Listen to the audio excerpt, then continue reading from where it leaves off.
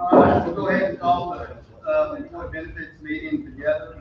I have not asked anybody before, but I'll ask Reverend Wallace if you want to do the prayer and pledge. Go ahead. Let us pray. Father, we're grateful, and God, we thank you, and God, we give you praise. Father, we thank you for the opportunity to be able to call on your name another day.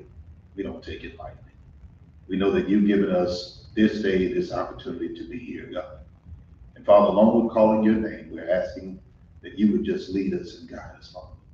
We need you to open up our hearts and minds, Father, as we conduct this business, which was ordained by you, Father, that we would even be here.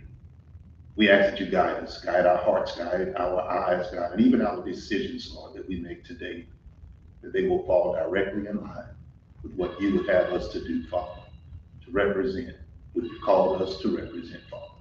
And that's our community and our people. We thank you, Father, for blessing us and blessing our families and every person here. We thank you, Lord, again, for being just who you are. In Jesus Christ's name we pray. Amen. I pledge allegiance to the flag of the United States of America and to the republic for which it stands, one nation, under God, indivisible, with liberty and justice for all. All right. Roll call, please. Sir. Mr. Billy Rowe. Here. Ms. Linda Gay. Here. Ms. Phyllis Ayo. Here. Mr. Sean Bumgarner. Mr. Dana Hardesty. Here. Mr. Tony O'Banion. Here. Mr. Patrick Pichon. Here. Ms. Vanessa DeVille. Here. Ms. Beth Eason. Here. Mr. Troy Fontenot. Here. Mr. Wayne Foster. Here. Ms. Suzanne Heath. Here. Mr. Mike Hill. Ms. Holly Howard. He's at Mike's here. He won't be voting tonight. Ms. Renee Rule. Ms. Lori Smith. Ms. Ava Sullivan. And then we have two additional, Mr. Desmond Wallace and Ms. Karen McReynolds. You have four. Yeah, all right, so we're here tonight to discuss the Blue Cross Blue Shield of Louisiana Group Health Insurance annual renewal for IB item number 1. Number 2 is the Trustmark Basic optional voluntary life, on the annual renewal on that. Now, y'all that's been on the committee with me for a while now, I kind of run this kind of relaxed. There's a lot of information that we've got covered tonight. Some of it is good, some of it is not as good as normal. So let's try to keep the comments like we normally get into on the individual stuff kind of off to the side. If you have any individual questions, I'm sure they would be more than happy to address those, after. That being said, Kathy, up. Ms. Kathy's on. Okay, thank you. Well, before we get started, I did want to introduce the members of our team. Our Blue Cross team are in the house, Brian Cruz, our account executive, and also Belika Hurst, who many of you see around town. She's been your account manager for many years. Also with us from the Gregory's is John Gregory, Richie Gregory, and myself, who work on the brokerage side of things and help crunch numbers and work through your renewal and throughout the year with your team here at the school board. So with that, I'll jump forward. Okay. I wanted to remind everybody what we did last year. Last year at this time, we weren't facing a huge challenge relative to this year in terms of financial increase, but that was because we were mitigating some offsetting some needed increase at the time. By changing your pharmacy benefit manager, we were able to leverage some savings. So what we did last year's renewals is we implemented and changed contracts. And when you change contracts, sometimes you realize savings, right? And that's exactly what we did.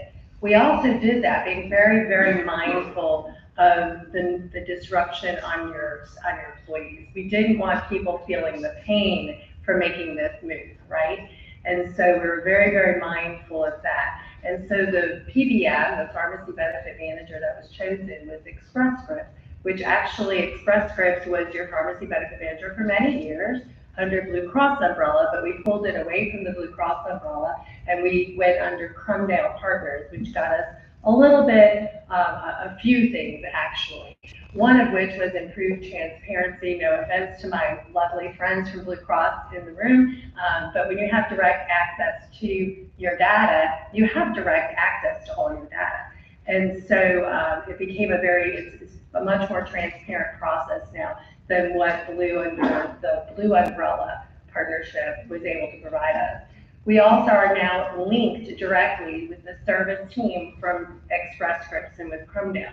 So, and really Stacy can probably attest to this the most, when there's a service issue, it always arises on a Friday at 4:30, right? And it's important because we need something now. Stacy and her team can direct connect and resolve those issues in a matter of just moments instead of having to go through a couple of different channels to affect that resolution. So did you want to make any additional comments on the transition? Just to reiterate, it was very beneficial. We saw some financial benefit of it, but really the service side of it has been really, again, nothing against Express Scripts or Blue Cross Blue Shield, but the direct service has been very beneficial to our health insurance team. So. Right, and so another thing that we bring to the table and bring as options to the school board are enhanced programs. So there's lots of programs that have gone in and been implemented throughout the year already, and more that we have our eye on throughout the next year. One thing that you may or may not hear a lot of talk about and out there in the industry, like me, because I'm, that insurance geek, right? But you hear a lot of people talking about going to Canada for sourcing their pharmacy, right? Those are things that pharmacy benefit managers, that if there's a desire there, can dig deeper into to see. Now, I don't think that's necessarily the appetite or a solution for the school board, not going there. But I'm just saying those types of flexible programs are something we have more agility and more ability to be able to tap into if there's a desire and an appetite to do so. With that, we are implementing another new program for your 5/1 renewal that we're excited about. I think people who have been sitting in these seats for a while or out or covered by the school board know about something called GoodRx, because your team and the staff has talked about it for many, many years, right? GoodRx, hey, check the GoodRx price. Well, that's well and good, but it's up to the pharmacy and the pharmacist, who's very busy and taxed for time, to make sure that happens, or you have to ask for it as a consumer. So what we're now doing is we're wrapping around the RX, the GoodRx program is wrapping into your current program. So the benefit check is going to happen at the point of sale experience, and your employee or you don't have to ask, hey, did you check the GoodRx price? You're knowing that you're going to get the best pricing no matter what, which is really important because we want to be mindful of every dollar spent and every dollar we have to spend out of our pocket, especially as we more and more move towards high deductible health plans, right? So we're gonna be able to leverage that program, and your employees are gonna see this, and everybody covered under the plan's gonna see this wrap in, with no additional change in any kind of fees to the school board and anything else. It's gonna wrap in for 5 months. Okay, so where are we versus budget? Is that the Saturday morning conversation that we have at our house at least once a month? Your mic has a good noise, yes. Okay. Is this better? Did I cover it up? It may be the system, I'm not sure. Okay, maybe I'll back it up because I'm loud. Is that better? I don't want anybody's hearing to be taxed. Is that a little better? Okay, and I'll try it. If you want. No, I'm glad you did. Try to see. Okay, let's turn this off then. No, you could, no, it won't. Yeah. Okay. All right, raise your hand if I get annoying. I hate to have an annoying voice, really. Okay, good. So the Saturday morning conversation that we have once a month in my household, or however often in all of ours, is how are we doing versus our budget, right? Like, what do we have budgeted? What how's our savings going and all of that? And that's exactly what this next slide up here is talking about. What is the plan cost versus budget? And so I want to kind of walk through that. This is from 5/1 of 24, which your plan renews every May 1st, as we know, through January, right? How many people were enrolled? That's contracts, not belly buttons. In other words, not our dependents. What were our medical claims? What were our pharmacy claims? Let's add that all up. There's also money that comes back into the program called in the way of pharmacy rebates. And there's a lot of chatter about rebates. You guys get 100% of your rebates added back to the plan and to the expenses of the plan, right? And so we had the Blue Cross run out that they paid out for 6 months from the prior contract. And then we started realizing the benefit of the new rebate reports. That first one was only for 2 months. The second one was for 3 months. And as you can see, we're starting to uptick from there. If you take 2 months, we were already ahead of that on the first rebate payment through the Express Scripts Direct Crumdale partnership. So we realized about $7.1 million in pharmacy rebates that puts money back into your plan. The next column is stop loss reimbursement, SL, stop loss. $1.3 million was paid back into your plan through a contract we have out there to pick up everything over $750,000. So if a claim gets over $750,000, we have an insurance policy that pays those bills back into the plan. And you guys have realized $1.3 million back into the plan so far this year. We're going to dig a little deeper on that in a few minutes. So that gets back into, okay, this is money in, this is money out, this is money in, right? So for a total net claims of $38,784,105. Now you pay Blue Cross and administration to pay claims to maintain the networks. At one point in time, the school board actually did that function, and it's quite labor intensive, and it reaches far. And they do a fantastic job of managing and paying out the claims and managing those networks and the other managed care programs that they have in place to work with your membership. Your stop loss premiums, that's $509,602 year to date. That's for that insurance policy. But if you look right here, $509,000 to get $1.3 million, that is a bad odds, right? For the better, the insurance company has lost money on you so far this year. Then we go to total plan cost. That's just add those numbers together, and you're at $40,845,422. Budget. How do we come up with this budget amount? Well, every year, Stacy and Jay and the team come up with this whole list, and I know the school board members vote on this, and this is what our premiums are going to be. So based on this is what our premiums are going to be that was decided for 5/1/2024. That's how you come up with your budget. Okay, that's how much we budgeted. And as you can see, right now we're upside down to the tune of $1.764 million upside down. So not great when we're sitting there trying to figure out, well, okay, what's coming next, right? We were to the bad 4.5% over budget. Oops, we've been spending a little bit too much. But of course, when it comes to claims, we forecast, and it's a whole process, right? But that's where we're at going into this renewal cycle, 4.5% down. So then if you flip to the next page, this is extensive. We have a team of actuaries headed by Thomas Hodges, which a couple of y'all have been able to talk to over the years. Thomas and his team crunches numbers and puts in all the actuarial values of everything, and then they put their algorithms on it, and they come up with how much are we gonna need for next year, given where we're at today? What's the funding gonna be, have to be next year in order for us to meet our budget appropriately? And so I'm gonna go on to the next slide, because that was very detailed.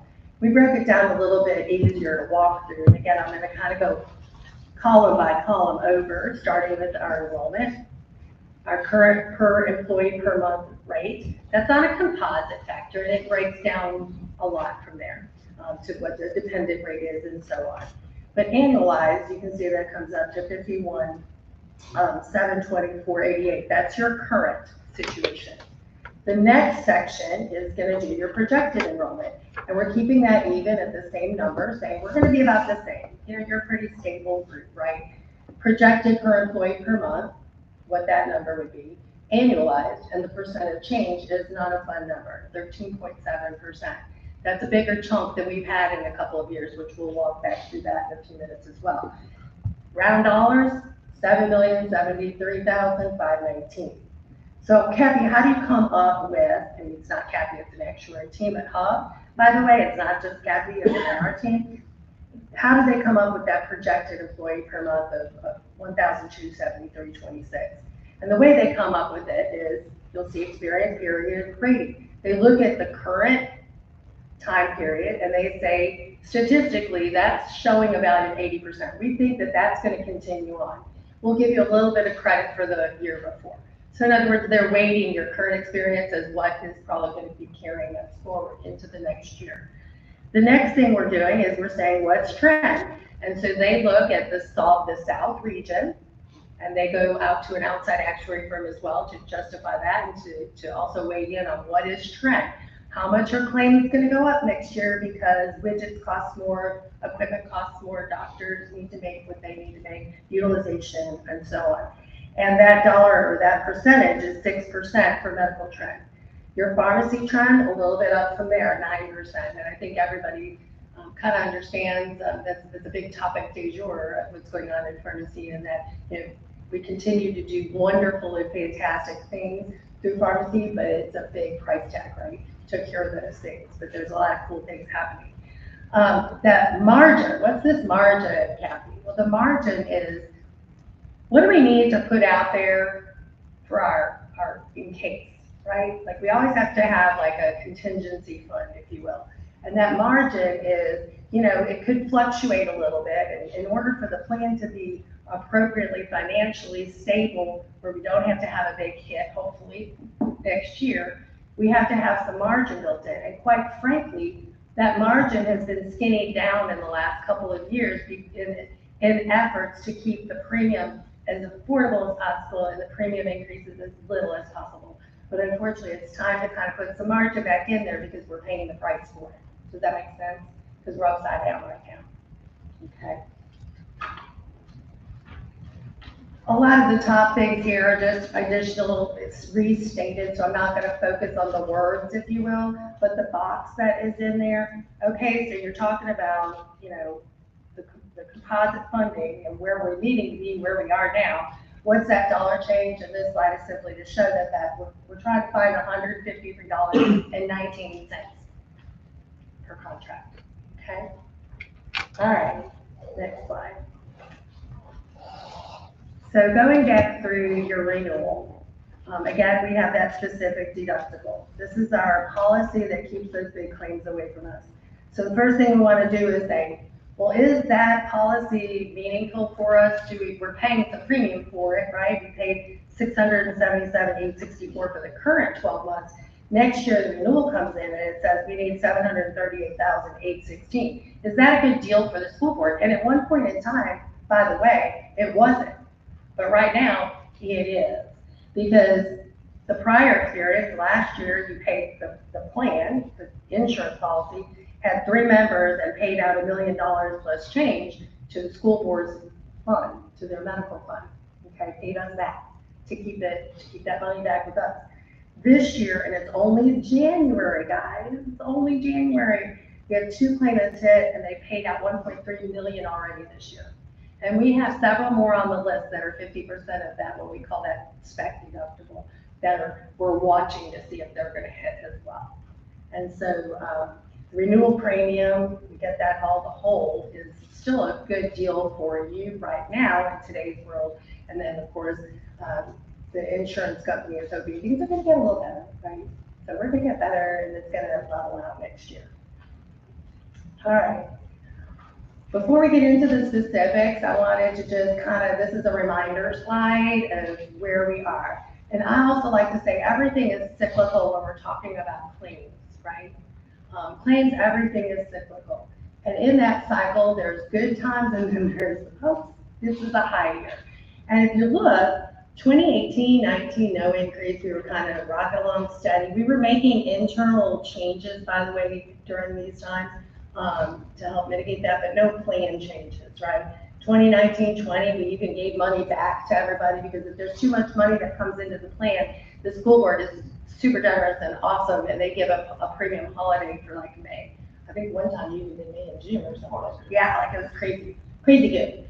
Then the next year's like, oops, we maybe went a little too far. So we got a 2% increase that next year, kind of just barely increasing that rate. Again, in 21, 22, which of course that was after COVID and 2020 hurricanes where probably people weren't even getting to the doctor much. And we saw that kind of as a whole state, like things were down claim-wise. And then it came roaring back in 22, 23. And we had 12.45% increase that year. Kind of like where we're at now, like it was okay, and we were roaring back. We made the plan, you guys made slight changes to the copay, very minor, and to the office visit copay. At that time, they just took the $30 copay for office visits. For specialists, they made it $45 and kept it $30 for the primary care physician. Then 23, 24, 5.1% increase with a couple of high option changes. They were significant. There was a lot of discussion around them, but it was kind of needed to keep that at that 5% rate because the rates needed to be more than that. And so to keep the rate at only 5.17, that deductible change was made and the out-of-pocket change was made. Then last year we were kind of okay, but again, that margin wasn't in there for the rainy day, if you will. And there was a 4.9% increase that the board generously absorbed all of. So that's where we are today, right? And now we're back to an up cycle, right? That's where we're at. So how are we gonna carve up this apple? Like what do the premiums do?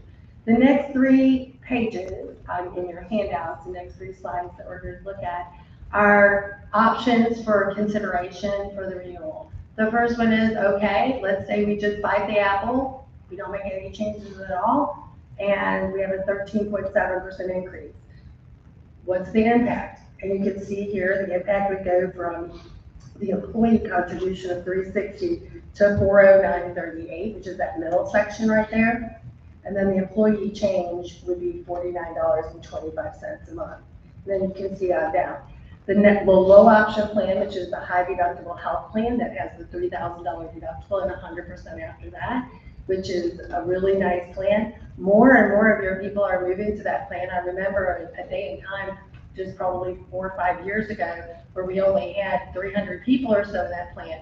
When you guys made that change back 2 years ago, it got the attention of a lot of people to look at the $3,000 plan, and we now have 1,200 employees in that plan. So they're definitely taking advantage of not only lower premiums, but the health savings accounts that come along with that. The PPACA plan, the school board has to meet the affordability factor. They have to offer an affordable plan to every member, whether, no matter what their pay scale is. And that's the affordable health plan, right? And so it would go up $13.94 and still meet the threshold for the affordability factor, okay? We were then asked to look by a committee member back at our mid-year meeting, said, hey, what about another option in that high deductible health plan? Maybe that $3,000 deductible is just too big of an apple for people to consider, like too big of a bite. So what if we did something in between? So that's what this next plan, this new option for you to consider is all about, is it's taking and putting in a $2,000 deductible plan instead of that $3,000. it still works the same, where there's no doctor visits, drugs, all apply to the deductible. You have a safe harbor, you have wellness, but otherwise you're gonna have to meet your deductible. This number would be 2,000 instead of 3,000 in the current low option that exists today. And your out-of-pocket amount, that OON, if you will, is 4,000. Now, you see those slash marks? That's if the out-of-pocket amount if you were to be a family. We don't ever really go out of network. Like when you see the OON out of network, we don't really see that. The family is the 4,000 and the 8,000 on the N, like an N-I-N-N, in network is the N. So out network, we don't see a lot of out of network with your group. I mean, your whole group has a very, very tiny percentage that goes out of network, very small. Probably a very high-end specialist that just isn't in or is in a remote area or something, and somebody's traveling. The co-insurance though, instead of being 100% after you meet the deductible, is 70%. If you happen to go out of network, it becomes 50. So the member is then picking up 30% after the deductible until that out-of-pocket maximum. But if I'm a single person, I'm the only person on the contract, the worst thing that's gonna happen to me in a year is $4,000 on this plan. That's pretty good, because if you talk to people out there, and if you can ask the Blue Cross, well, I can ask them, what's the average small group out-of-pocket amount right now? $9,100. That's standard. So you guys still have a very robust plan if you look at worst case situation, and even if not, because it's still covering all your wellness, and it's covering, you have your empowering people with the option to pick what they need. But Kathy, you're really like scaring us with that 13.7. I get that. We all get that. We all have budgets, right? So then we look at, okay, on the next page, what if we made some modifications to help mitigate some of this needed increase? What would that look like? So what that looks like is we're going to increase $10 per tier on the code base. So instead of 30 and 45, it would be 40 and 55. And on the pharmacy, we're going to increase it $5 per tier. But again, remember, GoodRx is wrapped around there, shopping for the best deal for your members every time, every purchase. And so this would also change that $100 deductible to $250. Now, I will say I've had the pleasure and opportunity to be working with the school board a couple of decades now in one capacity under my blue job, and now on this side for 8 years now. And that $100 drug deductible has not changed. I remember it being pretty, and Mr. Rowe, you might have been around then. It was probably pretty dramatic when it was implemented. It's pretty standard in today's day and age, and the 100 is way, like 250 is definitely more where it's tracking. But anyway, I throw that out there. To do that, we could mitigate that or offset that increase down to 12.5, helping a bit, everybody taking a little piece of the dollar amount, if you will. And again, that new option is still out there for people to look at. And then a third option for your consideration is doing all of the above, but sliding that out-of-pocket amount to $4,500 instead of $4,000. And again, you've heard, and I didn't say it from cross that standard is twice that in the industry these days. But just, for your consideration, not for me to decide, just an option for you, that would get it down to 12%, which takes the employee-only rate down to a $43.21 increase. And if you're on that PPACA plan, $12.23, and of course you're saving money with the new option consideration as well, if that's decided to be part of the equation. But even at 201, like you're at 201, so if you went from the high plan to the 201, you're cutting your rate in half. Does that make sense? With not a big change in maximum out of pocket. Let me say that a different way. If this was what the board and this committee decides to do, and I currently am one of the 2/3 of people on that high option at 403, if that's what's decided, and I decide to change to the low plan, I'm actually cutting my premium in half, because now I'm at 201. Just food for thought. These are the decisions that employees are empowered to make if you decide to do this, right? It's not for us to decide, but it's going to get my attention because I'm cutting and I'm putting that $200 into a health savings account in case I need it. So And the worst, That's, let me interrupt. Okay. That's one thing that we need to try to get, and we talked about this at the board level a couple of times, is try to get our employees to understand that we have the savings account for them. And if they contribute in there, it goes in pre-tax, and when they go to use it, it comes out non-tax. So they're saving money on that, so they look at, it's an expense, but it's not, because they're saving whatever their tax rate is. Most kids usually probably anywhere from 15 to 20% that's on there, so we need to try to get them to use that. I know that's something that is not widely used in our system, because they look at that as the cost as opposed to they're paying themselves the 25% discount for savings for some of the stuff, which may help them come out on some of these deductibles. One thing that we talked about last year, also mid-year, and at the board level, was trying to come up with a new option to be able to kind of split the middle, which is what Blue Cross and Gregory's and Captain have kind of done with this new plan. It kind of splits the difference between the two or the 1250 and the 4,000, comes up with the 2,000. But one thing I kind of wanted to kind of point out is if you go back and look at premium history, she's got 7 years worth of premium changes on there, and if you add it up, it's roughly about a 25% increase for the 7 years, so you're looking at about less than a 4% increase over 7 years. Nobody else out there is performing that well. Now granted that we have a couple of years, so if you look at 7 years, we've got 2 years where we're above double digits. All the rest of them are either flat or anywhere from maybe it's less than 6%. We had one that's a couple of years ago, that was due from all the COVID stuff, kind of delayed surgeries and all that kind of coming out. And then we've got this year. So I mean, the plan has done extremely well. Y'all have done a good job in listening and to some of the things that we've recommended, changes and all that. And a lot of the deductibles that we have are still better than what you're gonna find out in a lot of other different plans. Jay had talked to Lafayette earlier in the week, and what they're having to do is just, it's nothing compared to what ours is. They're having, what is it, three increases within a year? Yeah, they'll end up increasing 4 times and staying at 2 years. So I mean, we're performing a whole lot better. So we're gonna hear, well, it's going up 12%. Yeah, it is going up 12%, but if you take an average over 8 years, we're still less than 6% increase over that time period, which is a hell of a lot better than inflation and everything else that's kind of coming up. So I mean, I think what we've done with making minor plan changes to try, it doesn't sound like it's, going from 13% down to 12%. If they come in, if we do what we're talking about on increasing just a little bit of the deduct, going up $500 on the out-of-pocket on the high plan and doing the other options, that's still not bad. I think it's the employees will be able to afford that. We're not coming in and saying, okay, now we're gonna go to a mandatory $5,000 deductible, which is what I think Lafayette is. You wanna get all hell break loose, tell them we're gonna do that. And we're gonna go up in the rates, and we're gonna increase it 4 more times. So I think, is it gonna be a positive thing? No.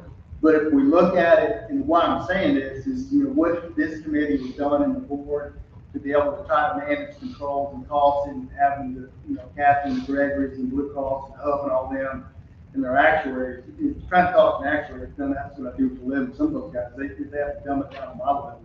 And that guy did a good job of doing that, but we have to be able to disseminate, yeah, we're going up, but look historically what we have. We're outperforming just about everybody else out there. That's kudos to what y'all are doing. We just have to be able to communicate that when it comes up and start hooping and hollering to do this. I will tell you, the board cannot and will not, and I'm speaking for myself, I have a feeling it's gonna be all of them. We can't absorb that. That's not an option. We did that last year. I voted against it, but we did it anyway. So that's something that's added in there, and we're not calling that back, but I still don't think with the options that we're doing, the minor changes that we had, we could come in and increase the deductibles and out-of-pockets and the co-pays and everything more to drive down more. But then I think we're messing with the plan too much. That's my humble opinion. So I'll stop at that. I know that's a lot. it's your meeting, sir. Going back and forth, but I think, does everybody kind of understand what we've done? Okay, I'm sorry, go ahead. Okay, well, that is really wrapping up the financial end of the medical plan. It is a rougher year, no question about it.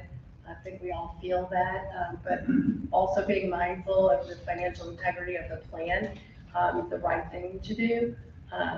Not according to me, but according to people who like big numbers way more than I do, and I kind of take it down to the human level, right? So, and anyway, we're gonna move forward with an update on your wellness program, and really this is your team's thunder here. Do you want to go through the wellness program? Oh, sure. So every year we do our, do a wellness program, and we do a wellness fair over at the Lake Charles Event Center. Participation's been steady, about 450 participants. I think last year we had 430, so we increased a little bit. About 60% of them are actives, 40% are retirees. We also partner with Austin Christus. They do our wellness seminars throughout the year, mostly in the spring. I think we do one in the fall, mostly in the spring. 2 of those left. One in March, one in April. And then our next wellness fair is already scheduled and planned out for September, where most of our people get their wellness points. And then we've also done a new pilot program this year at a couple of locations, one at Silver High School, and then another one with the CTE program. Trying to get the wellness program more individualized and at the school level. And so, like I said, we've done that at 2 different locations. We're hoping to roll that out and get much more participation in our wellness program next year when we go out to all of the schools. Right now, I think we're averaging about 40%.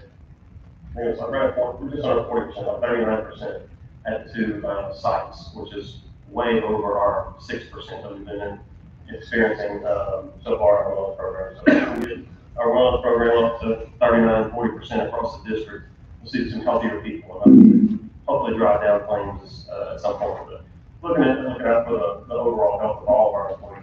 So I think if we do that more individualized level at the school level, we'll get better participation. We need some peer efforts, pushing each other along Yeah. with that. Yeah, definitely. I have a question. On the new pilot program, I'm not familiar with that. What does that entail? So in the spring, in the fall, they had a walk challenge. So basically, the employees would count their steps at each of those locations, and they just kind of have a competition. And so it's friendly competition, very positive. We already have health leads, wellness leads at each site for our students. So we're just going to roll that on to include the employees. So in the fall, they did a step challenge at each site, and then in the spring, they're doing a pickleball challenge. So, That's great. yeah, so nothing overly intensive or anything like that. If you make 3 of the 4 pickleball tournaments, you get wellness points. So you get two wellness points for each semester. So that's just for who though? Just for the ones that participate. Is it for everybody? Like It's open to anybody. Isn't it? Oh, okay. And so you'll just make those announcements of when the pickleball is and all of that? Yeah, yeah, and that's what we're trying to do is have a wellness lead at each school coordinated. Is it just at the schools, is what I'm saying, or is it across for everybody? Right now, it's just at Sulphur High and just at career and technical education. And so next year, 25-26, we're looking to spread that to all schools, all sites. It'd be great for everybody, really. Yeah. Retirees and everybody. Yeah. It's, that's who plays. Yeah. So, I love it anyway. Try to think of something a sport that people can get involved in that's got a low impact and still gets you up and moving. Yeah, I love that. That's a great idea. I came up with that wellness program, by the way, years ago, many years ago, and I asked for it. And, Scott knew that. And, she made a couple of mentions of that from time to time in our meeting. But I love it. I think it just kind of keeps this aware in your awareness, in your mind, that, when you go to the doctor, that, you're getting these things done, it's reported that you've been there and all that. It kind of makes you do all that. But not that you're not going to do it anyway, but I just like this. And I hope everybody, it seems like you have great participation. With 60% actives and 40% retirees, that's pretty good. I'm surprised the retirees aren't at a greater level, a bigger percentage. They enjoy it. It's a social event for them It as is, well. yeah, it is. And I like that you pared it down a little bit last year. It wasn't as long and drawn out. You had a little bit less, participation from the vendors, but it was just right. But there was one little problem, one little glitch. one of them required something that made everybody wait. Yeah, the eye test, you gotta get, They were placed in the wrong place. We'll have them check somewhere else. that, yeah. That needs to be on the photo. But I will say about the eye test, I forced my husband to go to the wellness fair at his place of employment, and they caught glaucoma. Like, he had no idea, and so now he takes his drops and he's under control. But, you know, it's valuable, and so, you know, a little bit, but yeah, putting them at the end, maybe when people spread out a little bit. But it's a very valuable test, personally. Or just make it where they don't have to, you Mhm. know, let them sign it without, you don't have to have the test. In other words, it's your choice. You can have the test or not, but you still get your 1 point signed, whatever. That would be, you know, easy fix. But anyway, thank you. All right. I have a question. Yes, ma'am. About the wellness seminars, would they continue for the 25-26 school year? Yes, ma'am. Okay. The same percentage? Yes, ma'am.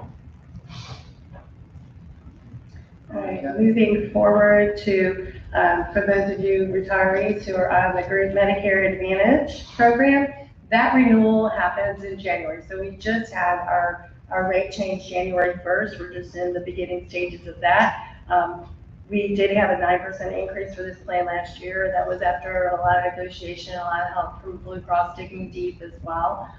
So we continue to work with the Blue Cross team on your group Medicare Advantage plan. We expect to have the renewal sometime in September. We'll be communicating that out. I have a question on that, 'cause I had several calls on that, it kind of goes on two sides.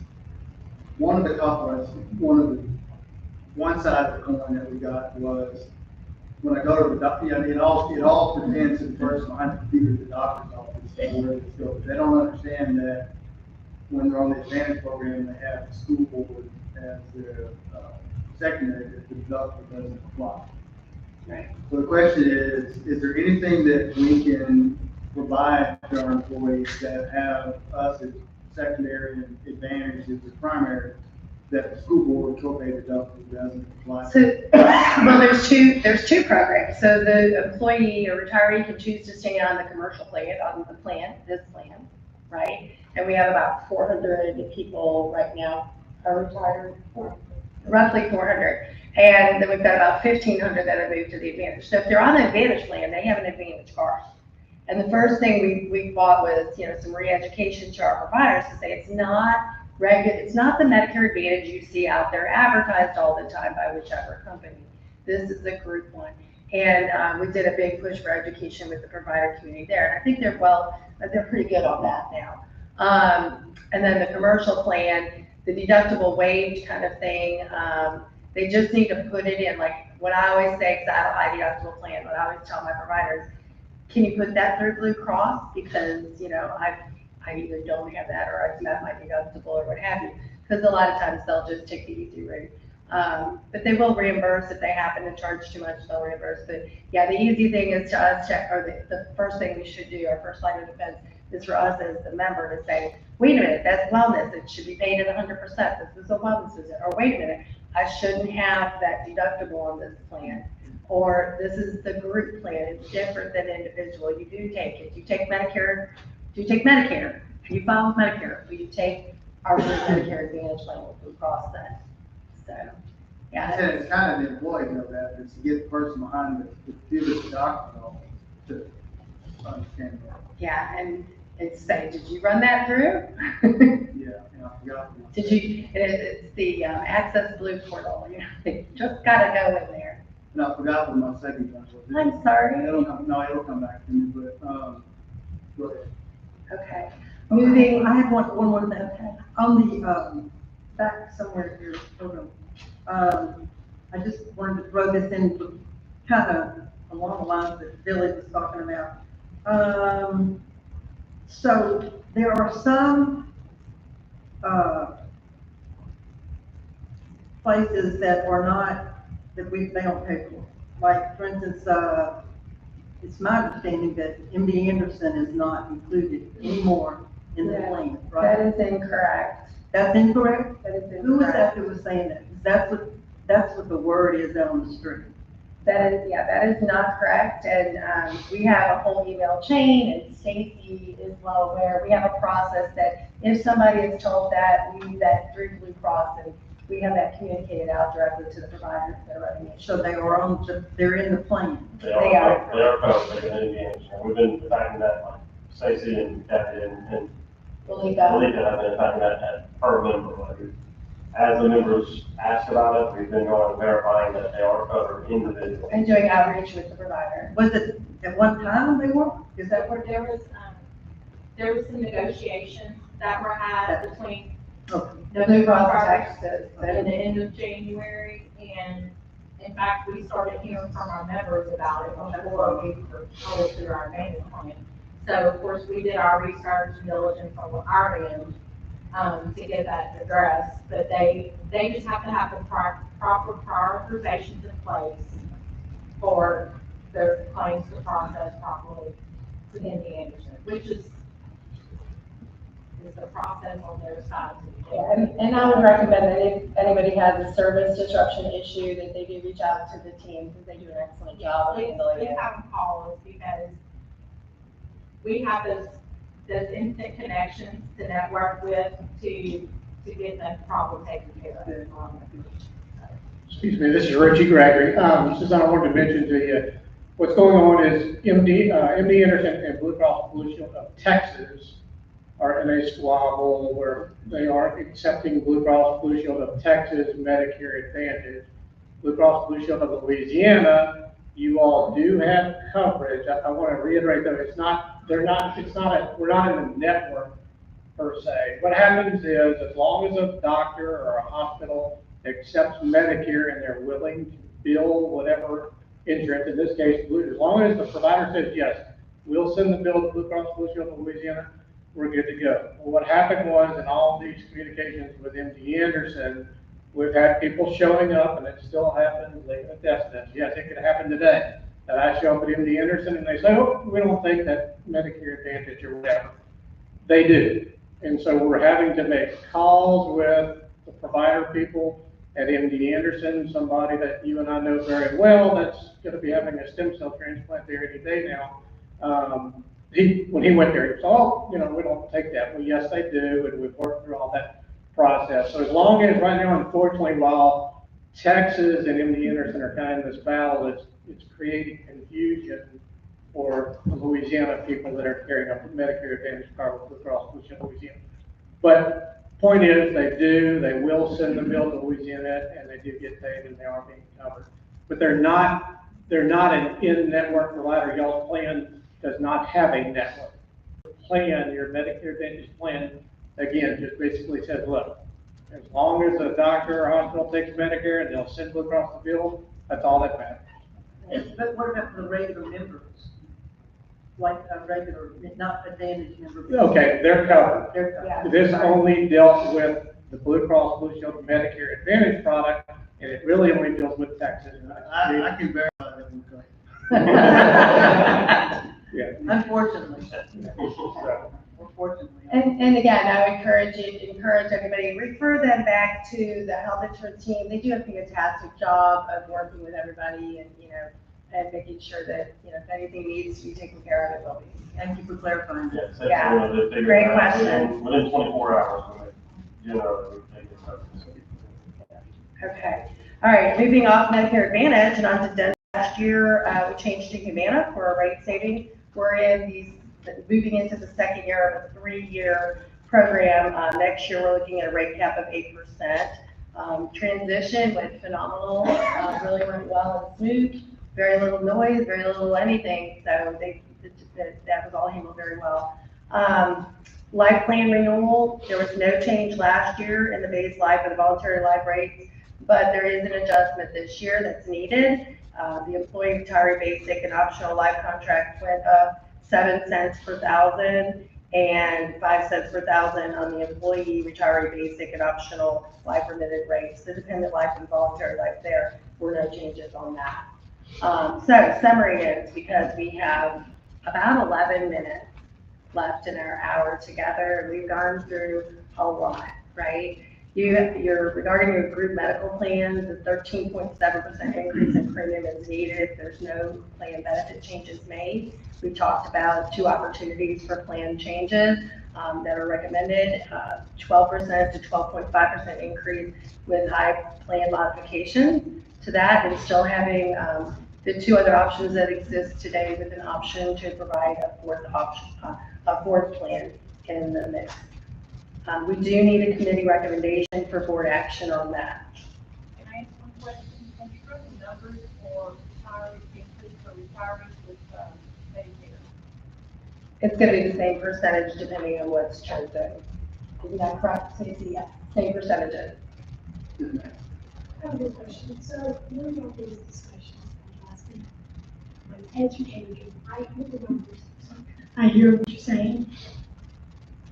The fourth option sounds great. As long as we talk about how we get people to move that plan, we can not stop having decreases. And I know the sentiment is every time there's a pay raise, the school board takes it back in our insurance.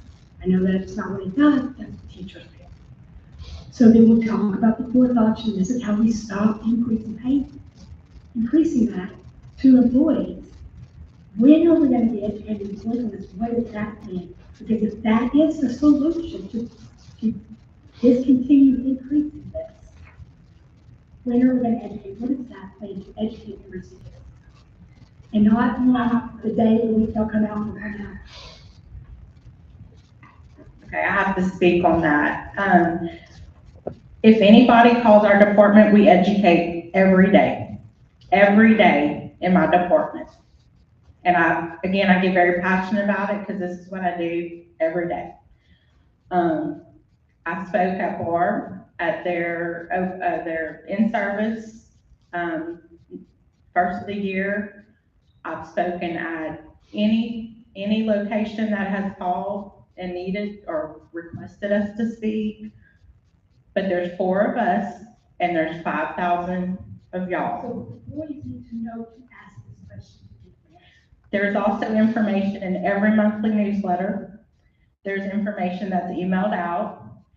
Our employees, to be quite frank, need to take accountability. So I don't know if you know this, but I was doing it on the floor, and that's an everyday thing for me. I tour many of our teachers have second jobs. They're getting home 5:36 o'clock at night, still doing 2 or 3 more hours. yes, When ma'am. we're with children between 7:30 and 3:30, I can't stop. See, let me check my email for go put your head down. Well, Give me 5 minutes. Then when I get home, my family, I'm getting home. Most teachers are can't. I'm not saying this is just me. Most teachers are then getting home and doing another hour or 2 of work, if not more, plus we work on the weekends. And then you expect us to go find this in an email. Now, after we receive several emails throughout the day, but we weren't able to stop. I looked at my emails just now. I have so many right now. I never got to stop. It gets 20 or 30 emails in. I'm like, well, I wonder if the insurance department sent me some information to make them fine. To those that really, it really is critical information to them, they are finding it. Because I'm telling you, all we do is customer service for our staff in our department. How am I know, how am I, as an average general employee, know to say, let me call the school board and see if they can give me more information? Every year for 25 plus years, our annual enrollment has been the month of March for our staff. An email goes out to all the staff members. And again, our staff has to take some accountability on taking ownership in their own benefits at times. And they can call us. We're there. But as a teacher, something's not working with my students, they're not correcting, it's not working, I'm trying to get information out, and they're not growing. I can't say, you know what, I'm doing this, and the children just aren't growing. What else can I do differently? That's what y'all expect us to educate.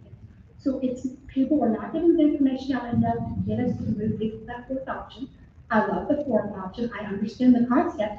I will push as many teachers as I can. My reach is also very small. Any of us in this room have a very small reach. How can we get this information to every employee by April so they can make this decision, not in their plan time when they're trying to fight 5 other teachers and get all the information, change language, and all that, and also worry about how I call my parents. There's 2 sides to the coin. She's exactly right, and employees have to kind of take ownership of what they're doing. I was married, still am married, and she retired to kindergarten teacher 30 years, so I get 1,000% what you're saying. I did have a wise manager tell me one time that if Jesus would announce the second coming by email, most of us would miss it.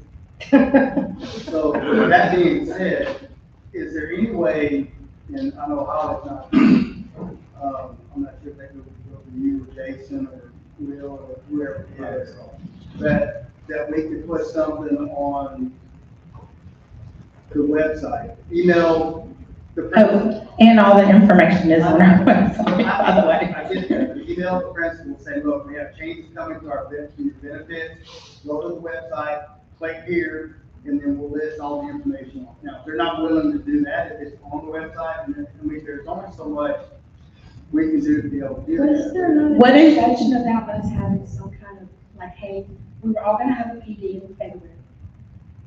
We are gonna come back, and there's gonna be something prepared for the principal, the city, because we're required to come back, or we're so required to come back in March. We can sit down, people, you'll have to watch this, Yeah. and get all that information out.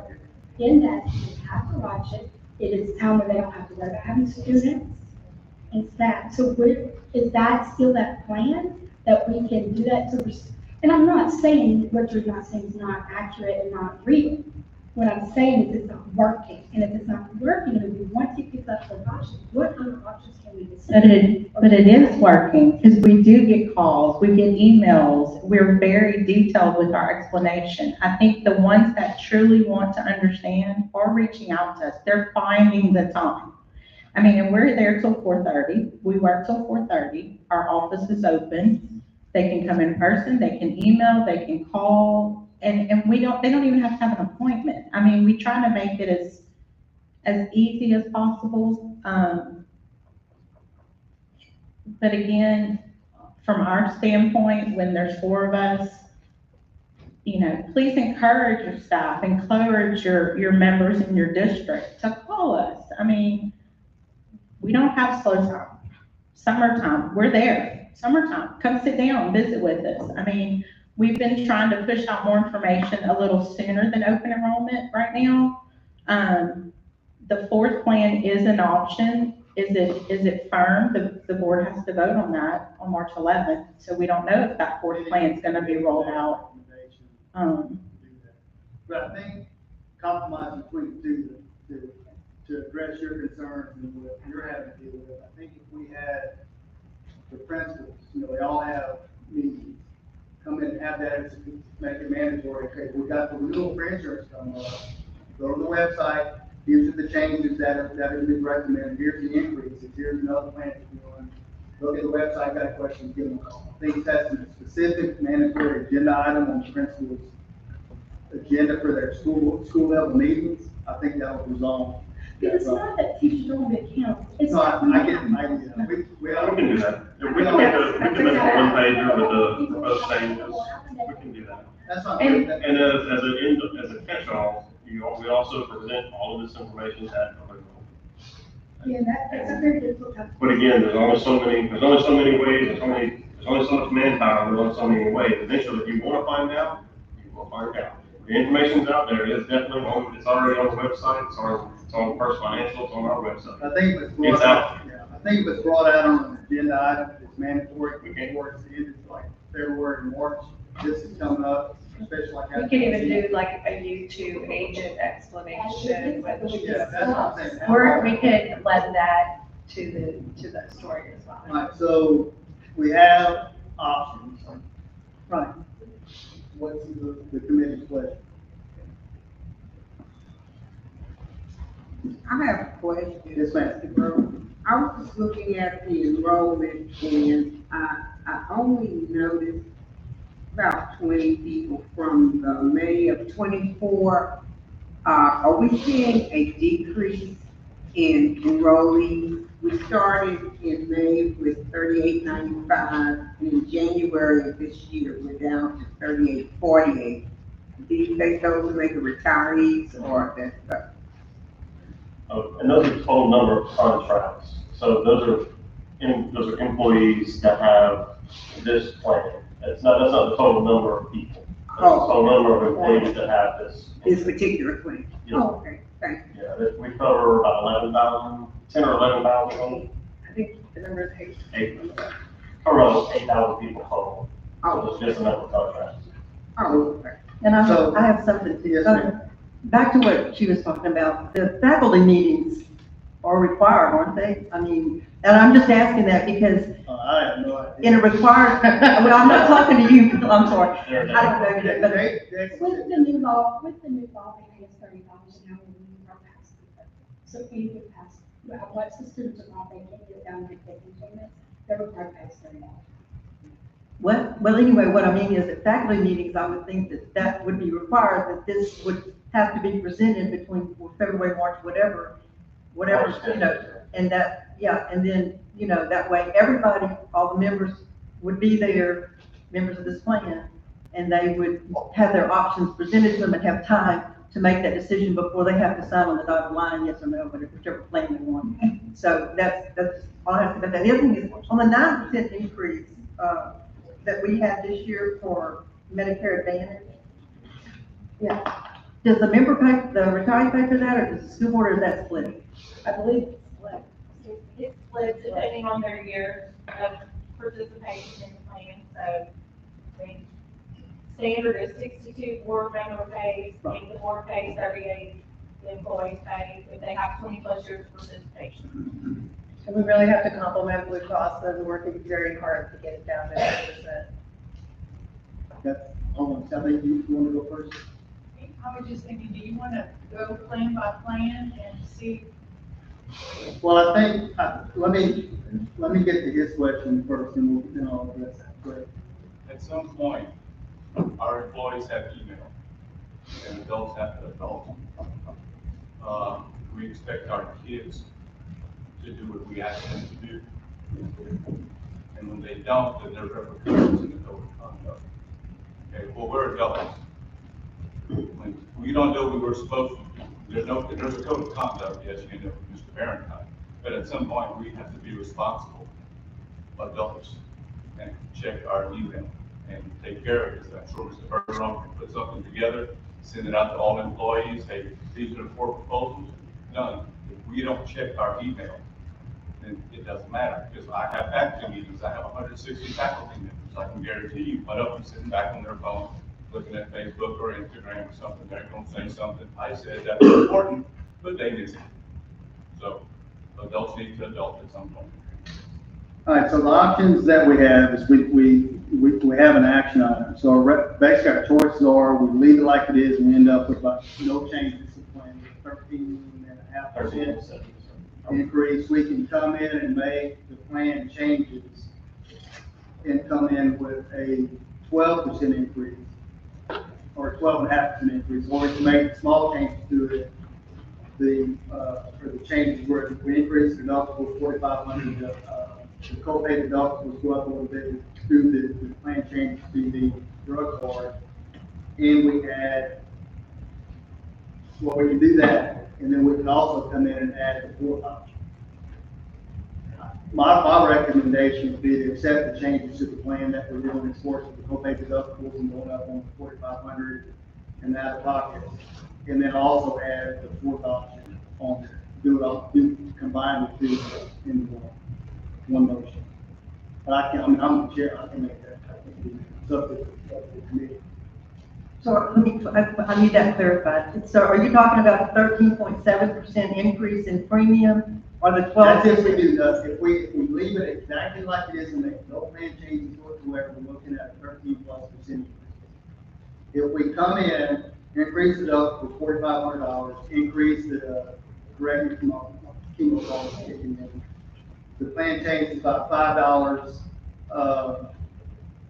Jay, help me. The 3rd option. We're changing the co-pays. Yeah, changing the co-pays. Go back to that screen. Okay, this is the, This co-pay is like $10. Yeah, go up by $10 on the co-pays. this is the, Something like that. Is that it? That's with all the plan options and moving out of pocket up to 4,500. Yeah, these are all the plan options, including the new plan for $2,000 deductible, going up $10 on the co-pays. You have a $250 deductible on the drugs, and then a $5 co-pay per year. Hold on 1 second. That's what I think we'll do. Then we're looking at a 12% increase, and it kind of offsets some of that. Mr. Paul? I was just gonna make that motion. Okay. There's a lot of information that we're trying to do. It's not really a whole lot of change, because all we're doing is fine tuning the plan to kind of get everything under control. Go ahead.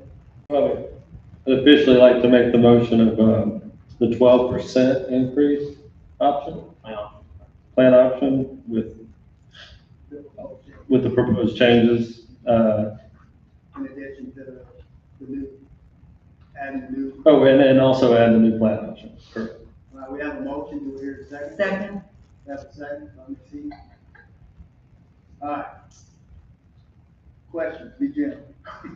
Everybody understand it's not really that.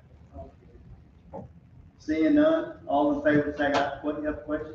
Well, I was just thinking, maybe something less painful would be to go to the 12.5. It's not going to get into the premium each month, but there is a huge difference in the out of pocket. So I would have thought maybe something in the middle, like 12.5, so much changes, like. Well, it's only, what is it, $500 difference in the out of pocket? $500. So, just from a statistic How standpoint, many people, I know I hear it. the number of people who are under $2,000 spend in the last 12 months, or so far year to date, 5,368. So more than 2/3 of our people don't hit their deductible. So I think it'd be worth going up to $500. So it would get impacted. Yeah, so that's the motion that we have. We have a second. Any other questions? We're talking about just this board on the, all in favor, say aye. Aye. Opposed, nay. Motion passes. So do we need to have a motion, probably not on the dental, since that's just. Not the dental, we do need more on that, trust more. Trustmore. Which one are we doing now? That's a life one. Oh, yeah, the life one. The action on that was 7 cents per thousand for employee base and 5 cents per thousand on the second. And that's really not a big change. So the board does pay a portion of that. Yeah.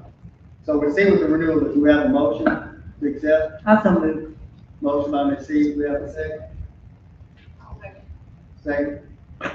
All in favor, say aye. Aye. Opposed, nay. Motion passes.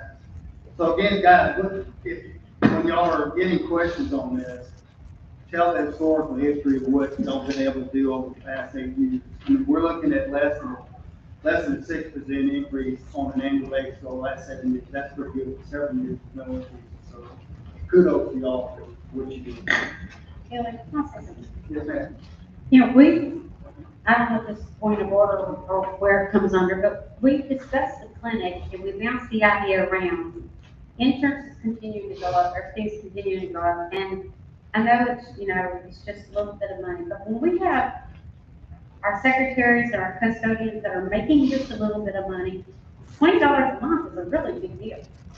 I mean, it's a bigger deal than, I feel like we just grazed over it, and We did bring it, we did talk about it in mid-year review, and I apologize for not putting that into the presentation, but yes, we've actually had a couple of presentations already. We're looking at, Hub has a team that does nothing but vetting through the different partners that can provide and the cost analysis and all that, and we're beginning that project post getting through renewal. Right, and Mr. O'Daniel has also been very instrumental in making sure we continue to make progress on that. So it's not forgotten, it's a long-term project. It's not something we can handle. talk about The clinic, yes. We do know some things, if you want to report on some of the findings we already know. Yeah, we're talking, what's your question? I'm hearing a lot of mixed reviews. I'm hearing the police jury's not interested in it. I'm hearing a lot of mixed. It's a big undertaking. It's almost like, we bounce the idea around, but as a board member, I'm not really seeing if it's being investigated or not. it's almost like someone has to spearhead it, and I Right. don't even know. And actually, Hub is going to be spearheading alcohol vetting, we're in the discovery process, that's gonna be opening up with y'all. Excuse me, I want to mention, Kathy, I don't want this to sound, this really is not a Hub project. You all deciding to do a clinic or something is going to be, that's the school board doing that. What all Hub can do as an insurance broker, you know, in the United States, we have vendors out there that have Calcasieu decided, oh, we want to have our own clinic here for our employees. There are vendors out there, instead of you all perhaps hiring your own physicians, you can partner, there are companies out there that say, hey, we'll put the employees in there for you and run things for that clinic. Or you can run it yourself and employ your own physicians. Calcasieu Parish, they hired Dr. Snyder as an example. So Hub, I just want to say, we would merely be assisting, if you want our assistance in vetting vendors that are out there that can partner for your clinic, we do that. But this is not our project, not our puppet. We, personally, that's up to you all. It has nothing to do, we don't care whether you put a clinic in or not. That is something that we. And I understand, but and I know this is all about Hub, but also a benefits, it's insurance meeting, so we don't get to meet except every once in a while. So, you know, I think I want to know, what else are we doing? Insurance prices, we know everything's going up, except teacher salary. I know Dr. Xavier's working on that. I trust him completely. That he is working on that. And I'm hoping to see some results very soon, because our people can't. But we need to think outside of the box, instead of going with the same thing. Is there something else we can do? And I, you know, Jason and Stacy, y'all are busy from sun up to sundown. I know. Stacy, by the way, I think y'all are doing a wonderful job educating. I get it, teachers are busy. But when it comes to my money and what I'm gonna pay in insurance around April, every educator, everyone who works in school, we know something's gonna be happening in April. And so we know to look at it. So, you know, admin, send all that out. Y'all are doing a great job. We have to be accountable for that. And you all are clearly, by the way, I was just going to mention, based on how many people over the last couple of years have migrated from the high plan to the low plan, again, we've gone from about 300 people to 1,200 people in just about 3 years. So as we're having these increases each year, the employees clearly are looking at what's going to come out of their check. A lot of them are doing the math on their own, or they are reaching out to Stacy and them, because they are seeing that, hey, this low plan oftentimes is a better fit than the high plan. So. However, are we actively pursuing the clinic? Yes. Answer your question. So I reached out to Laura Bolton at Mr. Emmanuel's request to see if they were willing to partner with us, and to use a clinic they already have in existence. They are not. And so that's one of the negotiations we had. So now we have to look at. Laura Bolton told you that? Yes, she checked with Mr. Brian Beam, and they are not willing to partner with us. They don't have the capacity. They're seeing 32, 34 patients a day, which is pretty high for an urgent care style clinic, which is what they are. But they're 1,500 employees, they're at capacity, and they're not willing to expand. But when I talked to, I mean, it never was using the existing clinic. I mean, it was gonna be to expand, put one on the west side, one on the east side, when I originally talked to them. And the people in the clinic, they seemed to be pretty excited about it. Laura Bolton initially was, so. I'm not saying it's you. Telling you all what I was told by them. I know. And so now the decision goes. I mean, it's been going on, what, 2 years we've been talking about this? Yeah. And Well, what I thought was we went and we toured and we did all of the things. And everyone was excited about it, and then it disappeared. What I thought we were looking at was to have one on the east side, not what we're using now, but have a working one that they can use in a lead emergency use also. So we don't have to reinvent the wheel, they already have it. And then grow and have one on the west side. And that would benefit the police jury, because now they have one we can work smarter, not harder. One thing I would mention to you all too, keep in mind with these clinics, those aren't gonna really do anything to curtail cost of your home plan.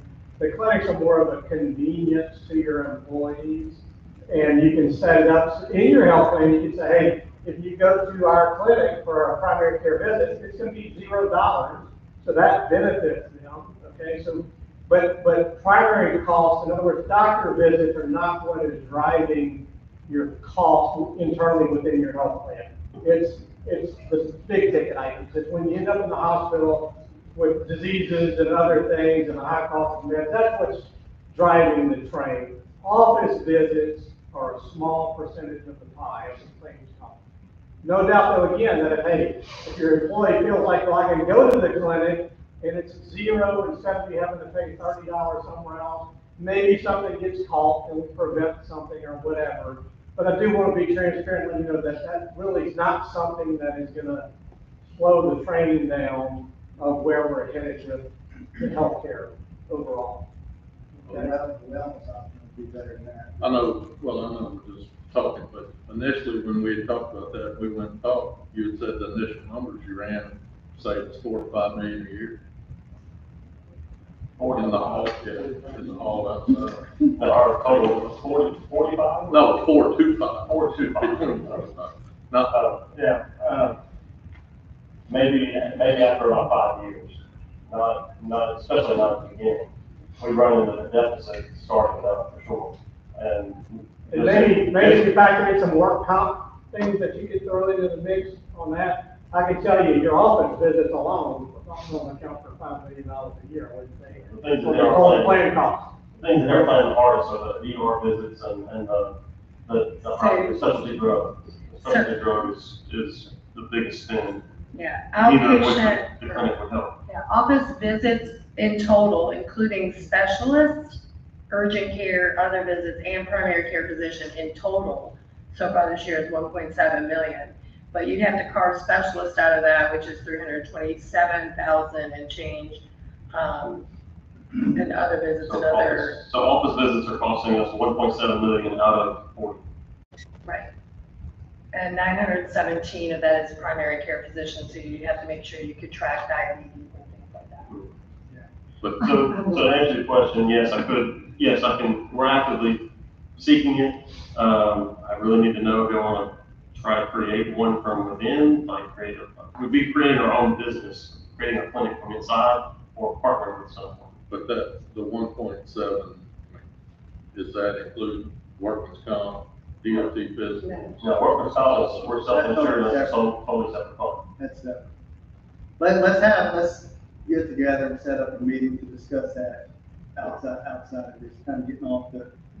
I just Real have quick. one last thing. I'd just like to thank the staff, thank Hub, the Gregory's, Kathy, everybody. This is my last meeting. I've been with y'all for 25 years on this committee, or over 25 years. I lost count after 25. And I'm announcing my retirement from this committee. This is my last meeting because I have a conflict in December. I have to be in Alabama at the same time that this meeting is in December every year for the last 3 or 4 years anyway. And we have a financial investment there. I have to be there. So I'm retired from the committee, but it's been a pleasure to serve on this committee. I have learned a lot, and I thank you all. Thank you. Congratulations. All right. Motion adjourned. Second. All right, I have a motion from Keyshawn, second by, Vanessa. Ms. Vanessa. All in favor, say aye. Aye. Meeting adjourned. Thank you.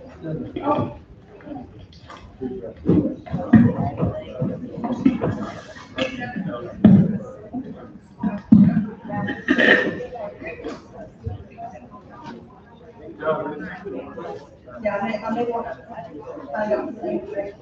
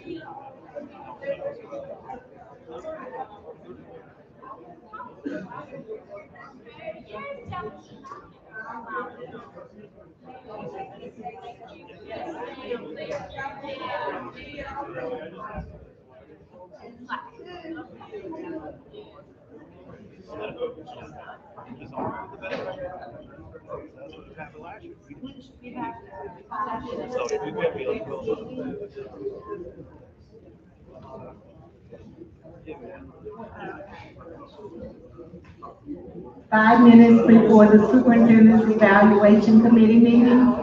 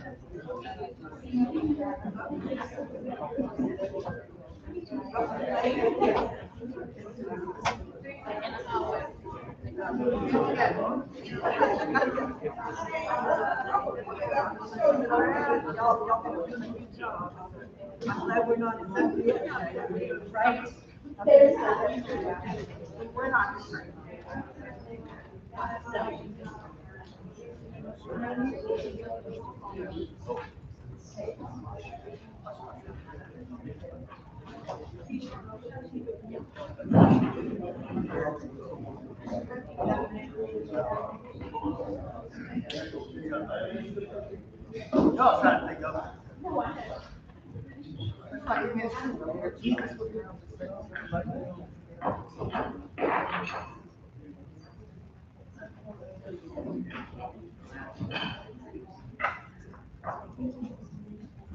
Call to order Calhoun Parish School Board Superintendent's Evaluation Committee, Tuesday, February 18th. Roll call, please. Yes, ma'am. Reverend Wallace. Ms. Ayo. Here. Mr. O'Banion. Here. Ms. Hardy McReynolds. Here. Mr. Baumgarten. Mr. Pishon. Here. Ms. Fontenot. Here.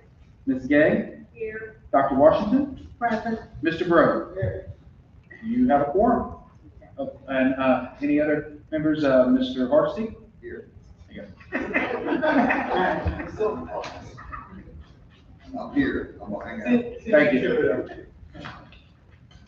Number 2, take appropriate action and review and choose evaluation document for September 2025 evaluation. So, if I can start. Yes, ma'am. Okay, so in your package, thanks to the lovely, talented, beautiful Peggy.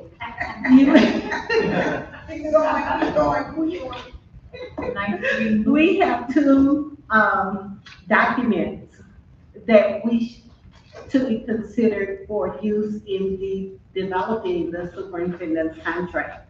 One is based on, his evaluation. One is based on his contract. One is based on the strategic plan. In reviewing the 2 documents, first of all, I guess I need to find out if everyone had a chance to review them. Okay. They were here, and I got it. But Can I say something? Yeah. You know, I think we will all agree that the evaluation that we have right now is like a thesaurus. Way too long, way too wordy, and applies to a lot of things in there that we really would really have any knowledge that we're being asked to grade the superintendent on, that we don't have any knowledge to where it would be. At the time that was done, it was actually a monumental effort to try to address a lot of things that were going on, and it just got way too big, way too wordy, and it was trying to be all-inclusive in way too many different parts. The 2 options that we have right here are not bad. We have this based on a strategic plan, and we also have based on a contract plan. I think we ought to look at the contract plan. It's short, it's sweet. It gets down, there's some of the questions, instead of grading from like 1 through 5 or whatever it is, it could be like simple yes or no questions. Like the very first one under governance, the board expects to be informed of material developed which positively or negatively impact the school system. Does he do it or not? Yes or no? And it kind of goes down in there. Ms. Betty and I were,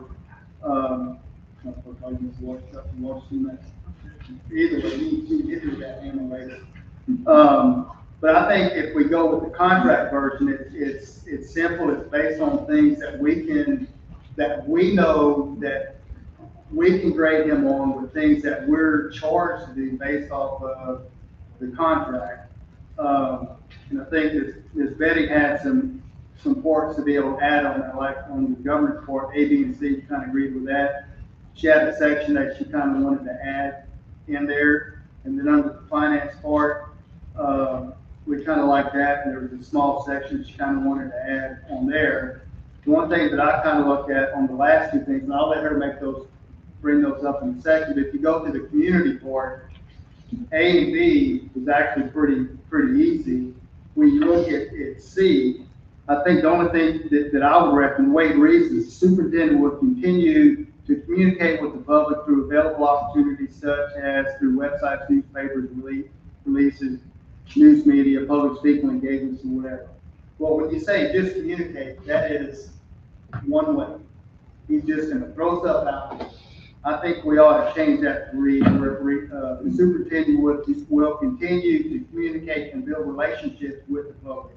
Because if we put the word build relationship, two words build relationships in there, it's a bilateral communication, where that's one thing that we struggled with in the past with some superintendents, some have been better than the others, is having that relationship with the community and being able to, they know that when they're speaking, that they can actually ask questions, they understand there's a relationship there, you know, he's trustworthy, or he's whoever it is at that time, trustworthy, they know what they're saying, they're not gonna be lied to, and it builds that relationship, helps build trust with the community. I think that's the only thing that I would recommend changing on that. And then on the last part, for the support part, under A, is the superintendent will continue to evaluate the operations of and consider the revisions to all, or just revisions.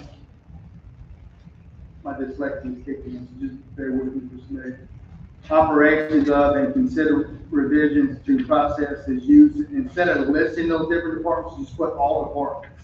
I mean, it doesn't, if we leave somebody out by chance, then okay, well, he's not counting with that. But if we list all departments, it gets rid of all that stuff on the bottom, and it just kind of cleans that. If that's only two things, or three things that I think we ought to change.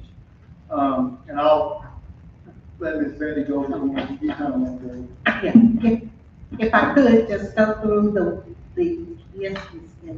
Okay, I'm going to, respectfully disagree with the yes or no, because I would hate to say no when there are some things that are very favorable to me. It's almost like if I can't say yes to something that's not fully a yes with me, and I can't say no to something that's not actually a no for me. I like the rating scale that the doctor's office sends. Do you strongly agree or strongly disagree? And there's a middle in there. And I think we shouldn't eliminate the middle, because it would be doing a disservice to the. I agree with that. The only thing I was saying is it's the way that these are read, it's like we know whether they're happy or not. You know, whether or not they're happy to a strong degree or not, agree with what you're saying, and I'm not saying give it a yes or no. That was just the way these are written, it's like, yeah, you're doing it or not. Oh, okay. There are some areas in there, so I feel, like you said, I think it still needs to be a number, but it's, these are just, is he doing it or not? Kind of, and then it's like you're saying, you may have something that's in there. So I'm not saying that we do away with numbers. It's the way these are written, it's a whole lot simplified than what we have. And the way it's kind of, I agree with it being more simple here. These are all just taken directly from a contract, right? It does need to be numbers for all of these, just for the simple fact that that's how it gets scored at the end. So it's gotta be numbers to average at the end. Right. So, but other than that, y'all are both correct. I think y'all are arguing for the same. And, Dr. Washington, so this information in here is parallel with the contract itself. Yes. So, if it's in the contract, Correct. then I think we should address it. I don't think we should delete anything from the contract or add anything to the contract, but if this is following the contract, then I'm comfortable with the question. And thank you, Dr. Van Meter, for sharing that this comes from the contract. Ms. Keisha.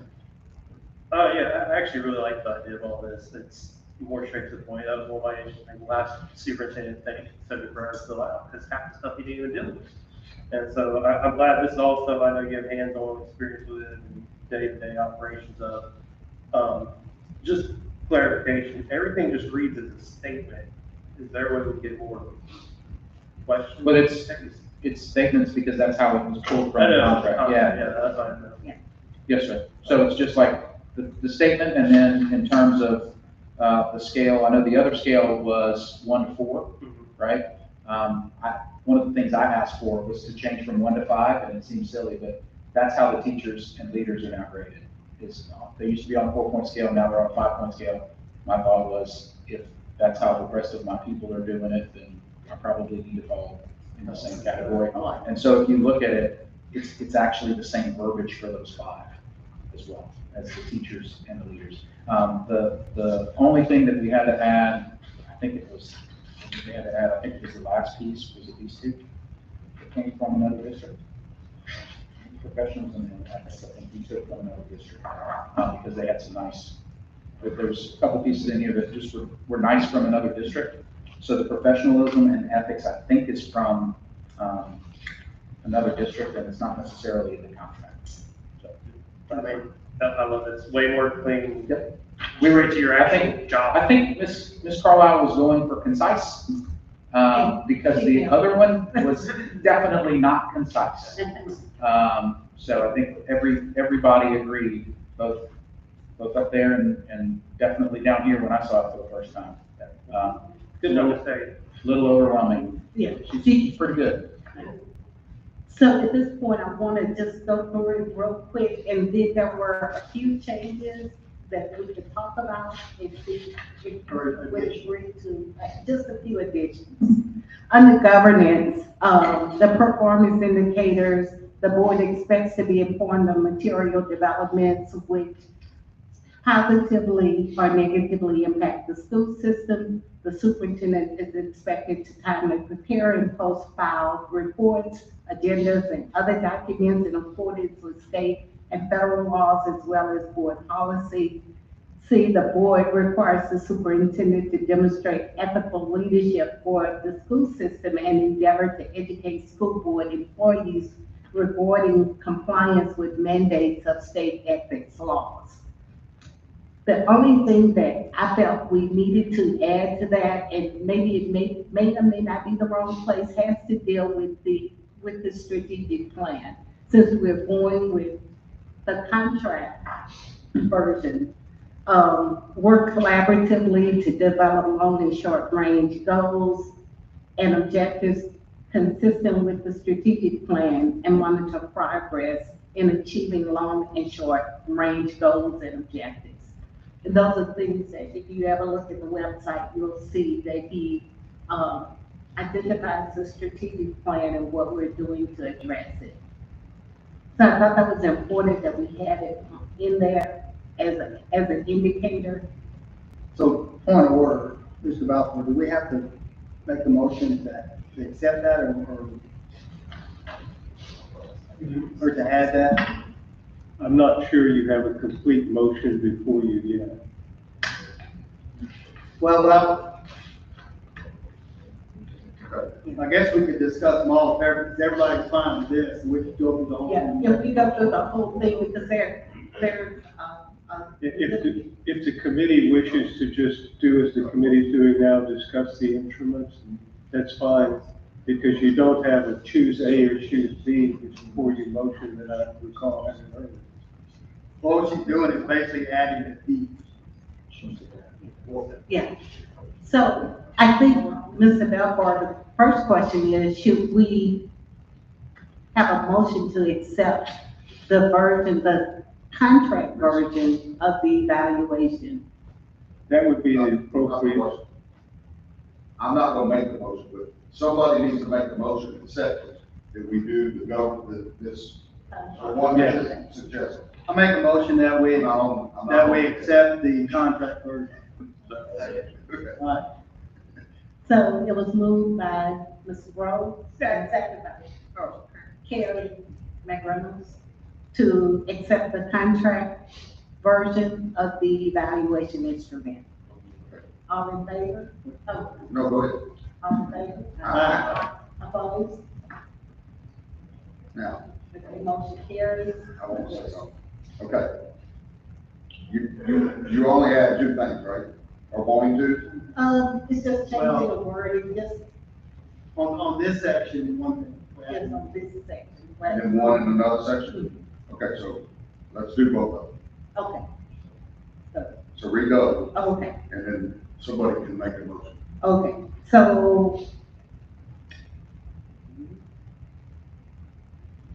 I was under finance. okay, under finance, Okay. there was, it was